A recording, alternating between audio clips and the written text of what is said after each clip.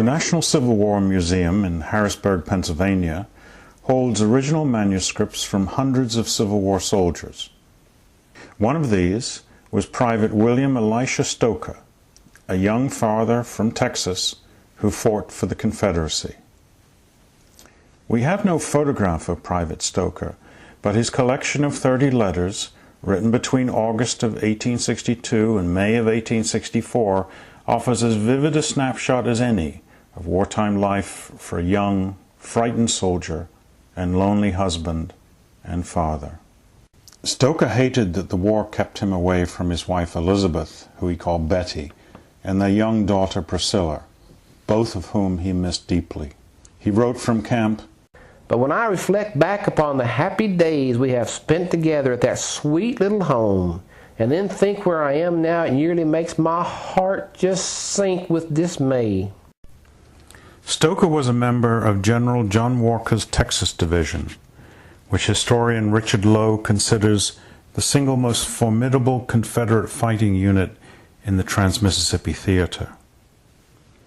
Historians know little about Stoker's life before his military service began in 1862. Born in Alabama in 1837, he moved with his extended family to Troup County, Georgia, at some point before 1850.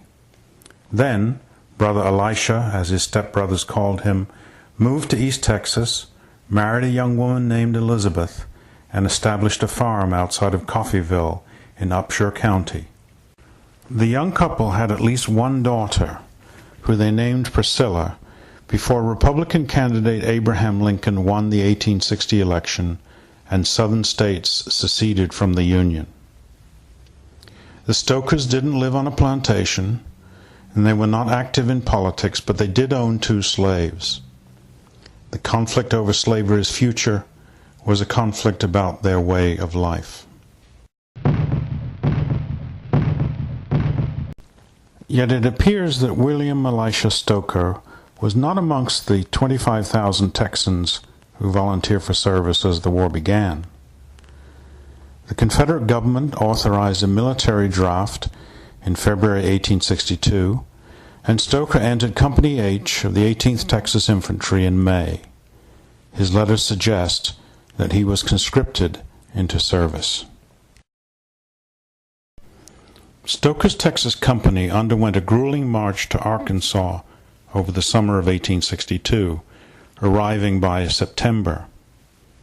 The unit did not actually receive its full combat equipment, however, until November, and while stuck in camp, Stoker's thoughts turned repeatedly to his family in East Texas. He especially wanted to hear from his young daughter, Priscilla. "When you write, fill a sheet every time if you can, and can't think of nothing, then get Priscilla to say something and write it. You wrote that she was as smart and as pretty as ever. I wish I could see you and her. I'm afraid you and her features, I will forget 'em. I have wished lots of times that I have had your likeness taken and brought with me." Stoker also loved and missed his wife. Occasionally his letters included a poem. "My pen is bad, my ink is pale, my love for you will never fail." For 13 months, Stoker's military experience consisted mainly of marching. But that changed dramatically in early June 1863. Confederate generals decided to employ Walker's Texas Division as part of a desperate effort to stop the Union campaign to seize Vicksburg, the last remaining rebel stronghold on the Mississippi. The result was a major engagement at Milliken's Bend, and then a series of smaller skirmishes across northern Louisiana, none of which succeeded in preventing the Union takeover of the Mississippi. Merely a young private, Stoker didn't fully appreciate the larger strategic picture, but he knew the situation was bad for his side.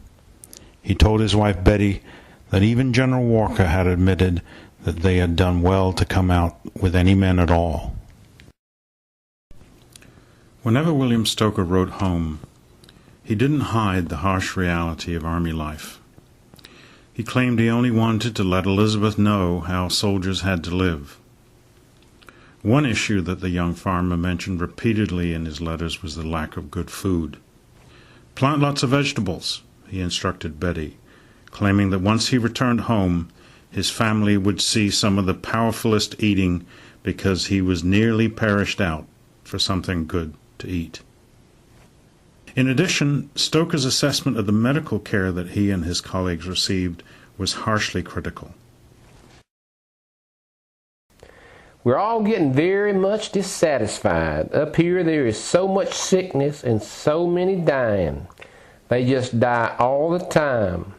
The doctor is out of medicines, and if they had a wagon load, it wouldn't do any good, but they are so lazy they won't get up when they're sitting down to give a sick man a dose of medicine. Both the grueling army life and his loneliness contributed to Stoker's belief that the war simply had to end. 1 year into his military service, the Texas farmer concluded, "Times gets harder with the soldiers. I just wish this here Confederacy was tore all to smash and turned bottom up." Stoker was especially tough on the officers in his unit.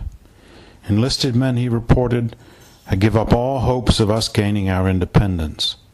But he told Betty that the officers never would admit defeat, since then their big pay would stop.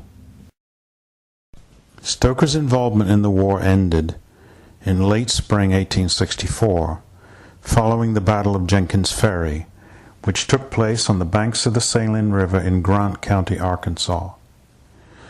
The battle was part of the Red River Campaign, a failed Union military effort to end Confederate resistance west of the Mississippi. Stoker's half-brother Thomas McKissick informed Elizabeth Stoker in a short letter dated May the 7th, 1864, that her husband had been shot through the chest during the battle.